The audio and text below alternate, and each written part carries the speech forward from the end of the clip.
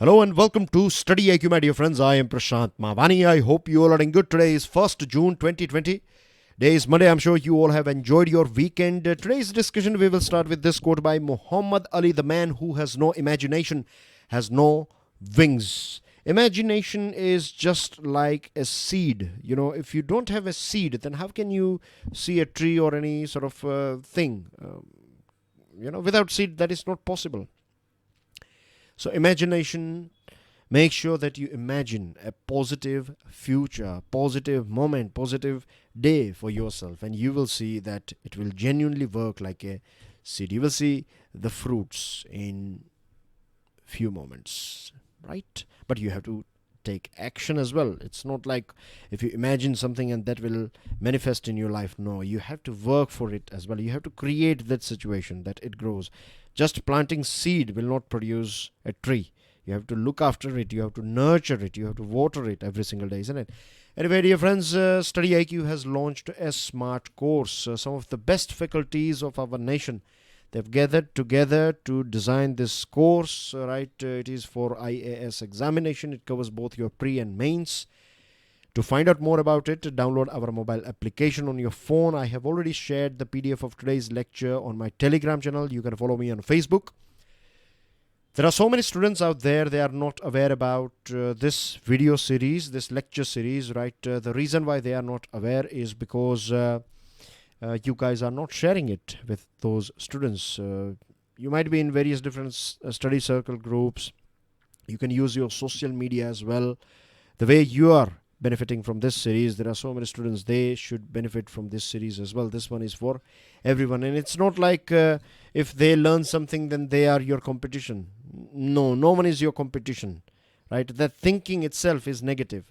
You are your competition, simple as that. You are swimming in a lane, right? Now if you think about someone else, you are not doing your job. What you have to do is you have to swim as fast and the best way you can, and forget about who is going to be number 1, number 2, number 3, right? Just focus on your work. With this, dear friends, today we have 6 articles from 3 newspapers. The first one is from Times of India, second one is from The Hindu, third one is from Times of India, then we have from The Hindu, then The Hindu, and the last one is from Indian Express. So let's start our discussion on this editorial. It's about Hong Kong. On your screen you can see Hong Kong. First of all, let me show you where Hong Kong is. So this is China here. You can see South China Sea here, and this is Hong Kong, right? This pink portion here, this one is Hong Kong. Let me zoom it up for you guys. So as you can see, Hong Kong is on the eastern side. On western side you see Macau. Macau is also a famous place, isn't it? IFA Awards, and there are so many other things that took place in Macau, and Portugal is the country that runs this Macau.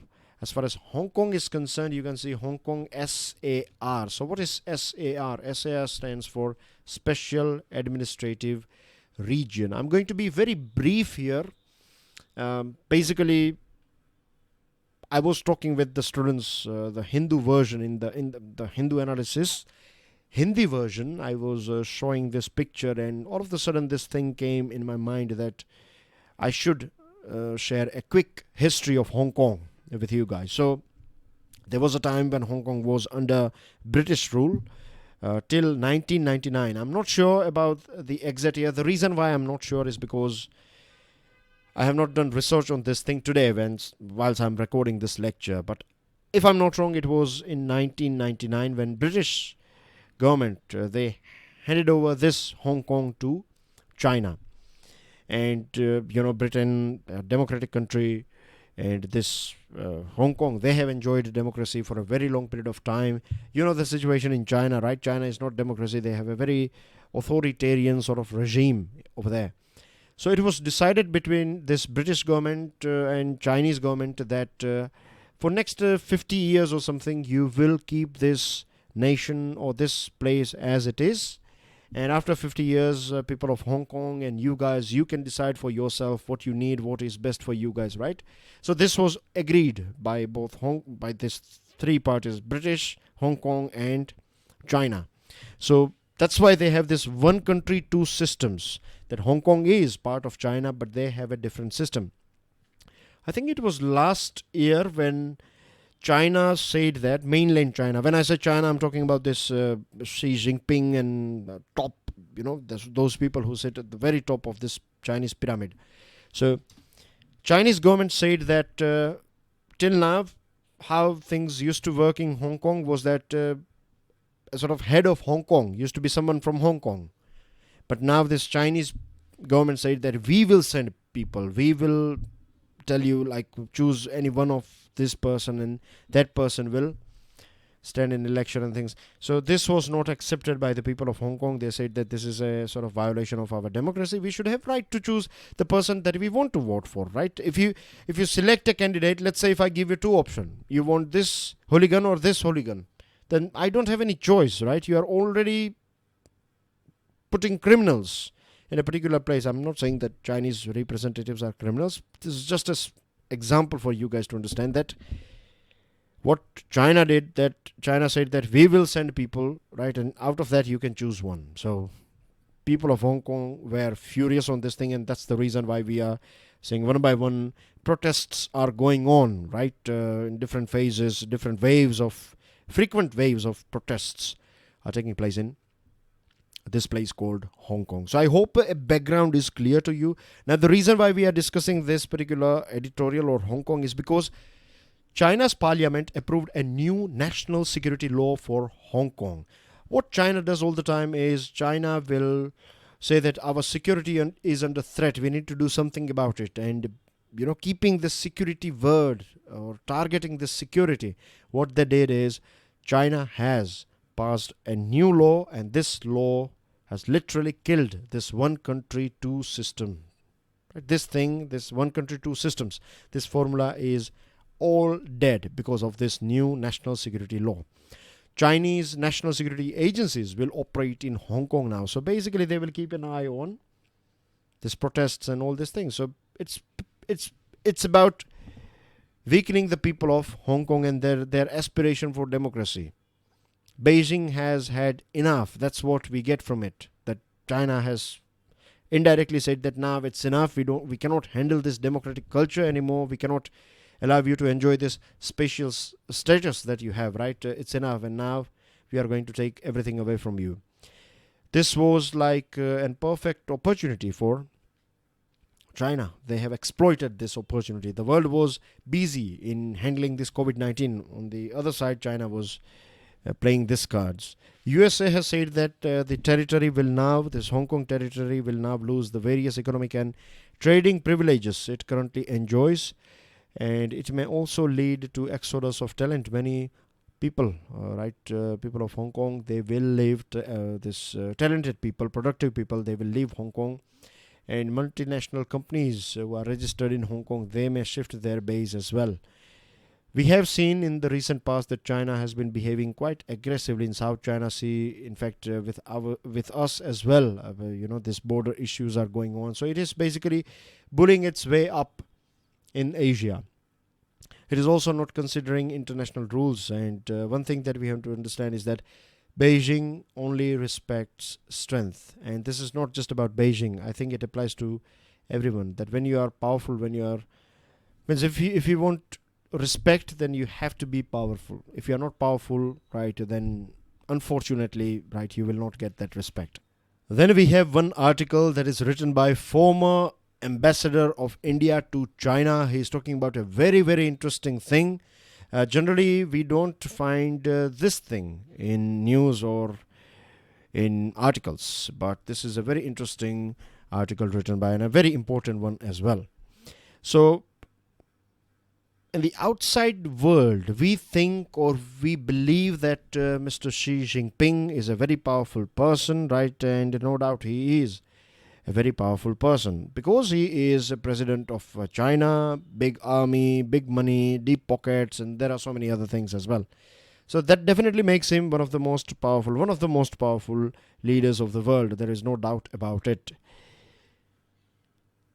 But so far we know this means I think we believe rather than a reality, right? I think we live in this imaginatory world that that there is no protest going on in China, that people of China, they are happy with this system. People of China are, they are okay with Xi Jinping and his powerful, and they are like, big fan of this Xi Jinping. But that's not right. That's what the main crux is of this article. The main thing in this article is that protests, undercurrent things are going on in China, and that's very interesting. Hardly we find this sort of opinion in newspapers or in this sort of articles. Okay.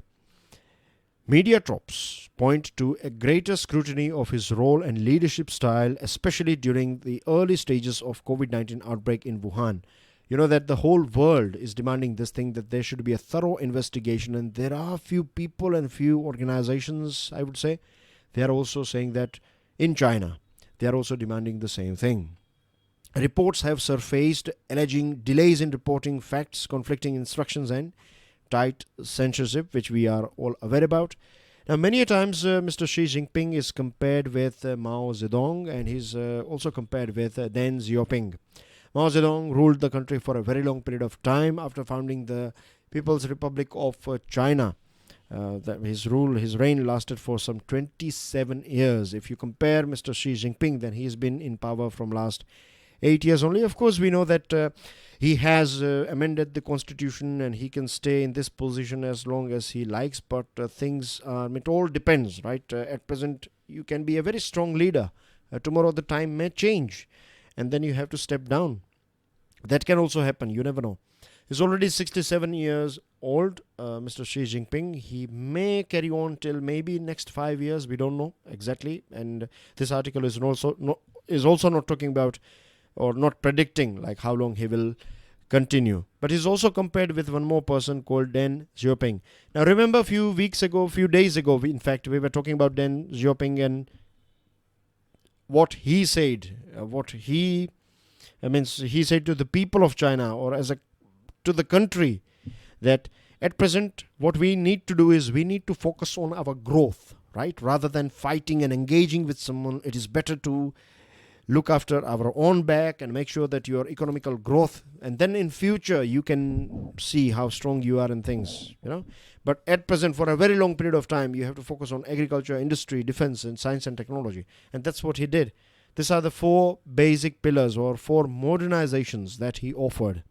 And he worked on these 4 things. And this in 1970s, doors were open for investment. So basically, LPG movement for China, liberalization, privatization, globalization. And the open door policy beginning the late 1970s enabled China to emerge as the world's largest recipient of foreign direct investment and a trade behemoth. So China got stronger and stronger, and now I think Mr. Xi Jinping believes that China is strong enough to engage with other nations. This is the time that we have done enough as far as economic front is concerned. Now it is the time that we should, flex our muscles, and we should throw our weight around and let the whole world know that China is now a sort of alpha male. You know what I mean? So Deng generally favored a collegial form of decision making. He used to have this 8 elders. They used to take most important decisions. Today's China, it looks like it's only Mr. Xi Jinping who takes most important decisions. He's not following the things that were done by Mao Zedong. Things were quite different. And in this, later on, it was also said, that China, that if you want like all this liberties and other things, once you achieve economic development, then you can think about it. But now it looks like Mr. Xi Jinping is, rather than liberating China, he is increasing his tight grip on China. So from this, if you compare Mao Zedong and Deng Xiaoping's work with Mr. Xi's work, then it looks like he has not created any sort of leader, like who is going to be the next person, or if he steps down, is he going to be that much respected, or what's going to be the future of China? Things are still not clear yet. As far as rivals are concerned, he has sent so many rivals behind the bars, right? Good people as well. When I say good people, I mean to say those people who were Chinese patriots, right? They were also kicked behind the bars. And since reigning in the pandemic in China, the Chinese economy has had a head start, but it is clearly not out of the woods. Chinese economy, just imagine if world will buy less product from China, if world will reject, just imagine if the world will reject those products that are made in China, then Chinese economy is going to go down. Maybe a little bit. We don't know how much, but we are going to see some sort of impact on this thing, because this voice is getting more and more muscles that people should stop buying from China, and China is doing this and that and things like that. So there are a few countries, few people, they are going to do this thing. So we will see a sort of negative impact of this thing on Chinese economy. So economic hardship can also spark public dissent in China. Moreover, a military confrontation with the United States leading to a loss of face will be bad for China. Then you know what they did with Hong Kong. They can do something similar with Taiwan. And if they do anything with Taiwan, then of course the USA is not going to sit down. And with USA, there will be some other allies as well. They will join hands with USA and they will create pressure for China. And there is a report, a leaked report, China Institutes of Contemporary International Relations, which is a think tank affiliated with Ministry of State Security in Beijing. Its report got leaked, and this report is saying that it is warning China's top leadership that there is a rising tide of anti-China sentiment that is going on around the world. So be very careful, right? Anything can happen in future. And this leak may also point to internal churnings, or it could well be meant to convey that China remains undaunted. The hope that an economically rich and prosperous China would gradually become liberal and democratic has been belied. The one that I told you, right, a few minutes ago, that it was thought that once you are capable, then you will talk about liberty and democracy, but this is not taking place in China. Moving on to next item, open with caution. This one is about Unlock 1.0. It's about Lockdown 5.0 also. So as we know now that means now we cannot continue lockdown anymore. That complete lockdown, I'm talking about the proper complete lockdown, we cannot afford it, right? More people will die because of lockdown rather than coronavirus if we do it because of hunger and because of economic loss and other sort of issues.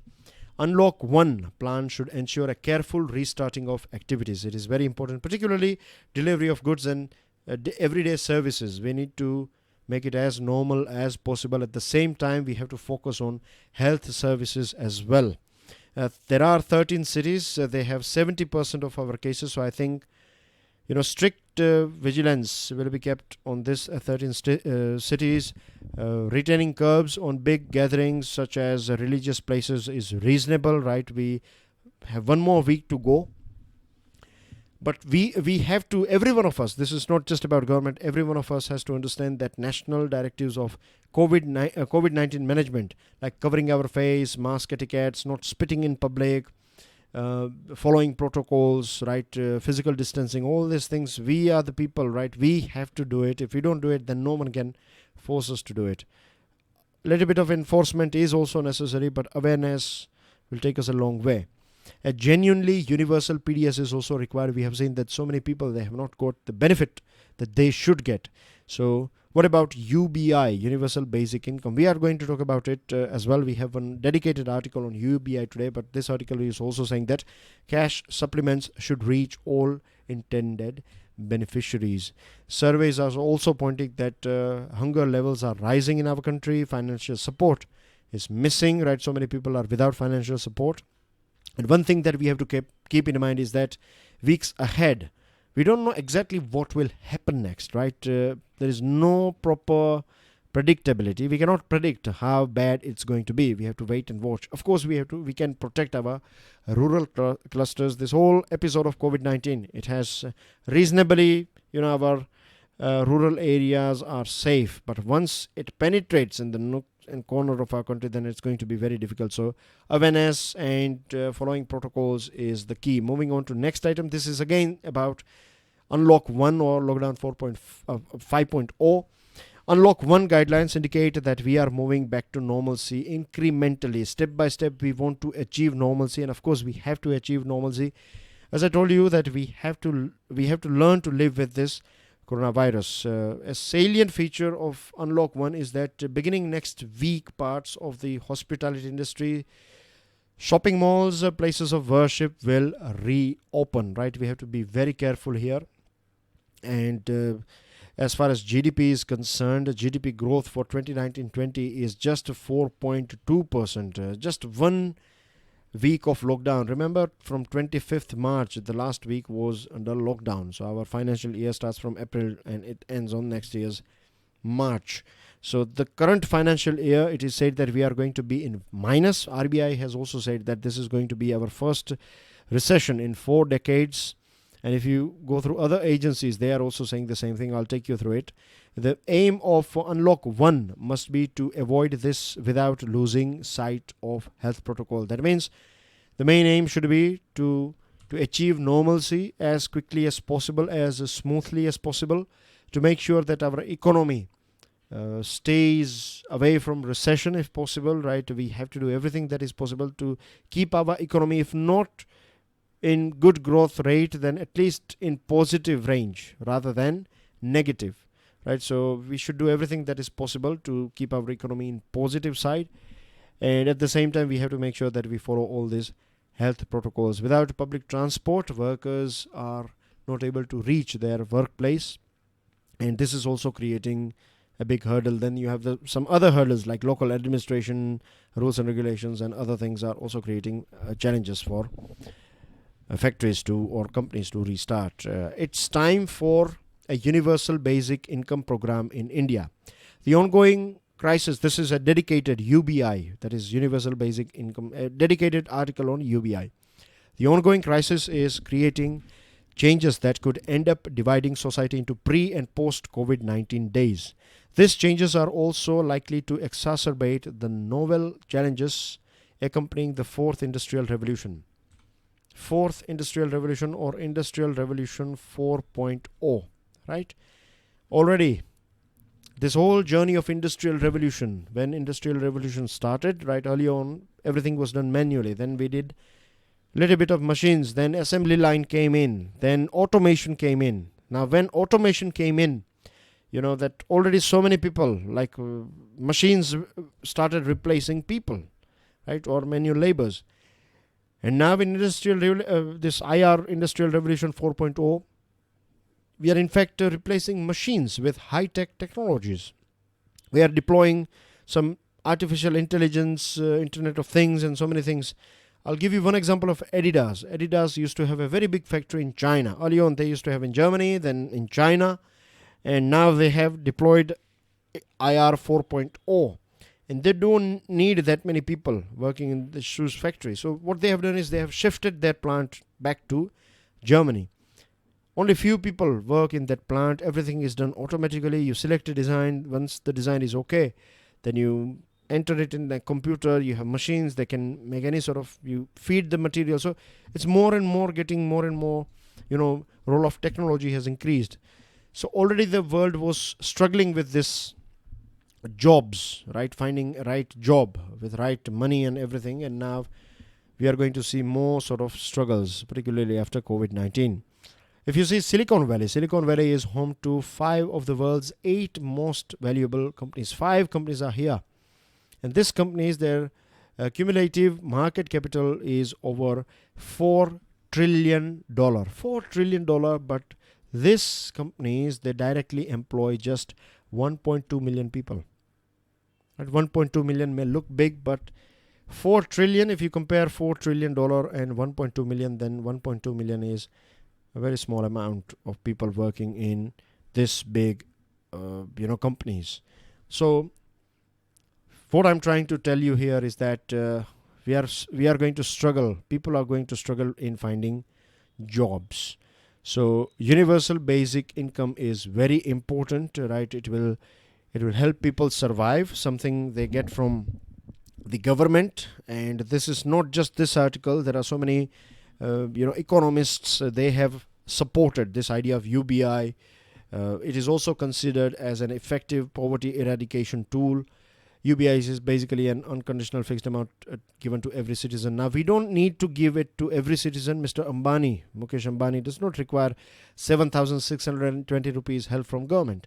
But there are so many poor people. For them, this money is a big thing. This money is survival. This money is life for them. If they don't get any help, then they may die. We have seen this thing in this lockdown. So, financial cost, what we need to give is, it is said many times in various different reports that somewhere around 7,000, or if we give 7,620 rupees, then it's going to, if we provide it to 75% of our population, then it is going to cost us 4.9% of our GDP. And because this 4.9% of our GDP is, or roughly 5% of our GDP is a big amount, so government has said that we cannot, means government is not showing that much willpower or courage to implement this thing. There are so many countries like Kenya, Brazil, Finland, Switzerland, all these countries, they have implemented some sort of UBI pilots, or testing is going on in various different parts of the world about this UBI. IMF is saying that global growth is going to be minus 3.0. Indian growth is also going to be in red, and so is USA's growth. As far as USA is concerned, they know that unemployment rate and unemployment claims in the USA since President Donald Trump declared a national emergency is the highest since Great Depression. Unfortunately, we don't have any sort of data regarding this sort of things. So what we need is, we cannot leave our people with a condition, right? We have to provide them some sort of support, and some sort of support is, the best is UBI. Then we have the last one. It's about civil aviation. Udan, Uday Desh Ka Aam Nagrik. It's true that just before Udan as well, but particularly after Udan, this traveling via air is no more an elitist mode of transportation. Remember that only the rich were able to travel via aeroplanes. Other people, they have to, means they cannot. They used to use trains. But after this Udan and things, it has become quite common. And the more common it becomes part of our life, isn't it? Now, people are struggling because this aviation, means at present things are a bit okay. But a few days ago, they were struggling. Remember the news discussion, 25th May, when this recommencement, or this domestic civil aviation industry, when it was restarted, so many people suffered at airport.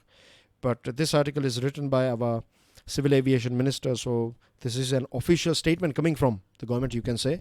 And Mr. Minister is basically talking about so many important things that I want you guys to understand. Okay, so numerous citizens have been approaching the government to restart international flights. But international flights, or there are so many international destinations, they are not allowing incoming passenger traffic from different countries apart from their diplomats and citizens. Ministry of Home Affairs has issued guidelines on 5.0, and intrastate and interstate travel is now allowed. There are various different, means the whole decision was taken keeping in mind the federal spirit of our country. So states and central government, they negotiated on flights and flight numbers and everything.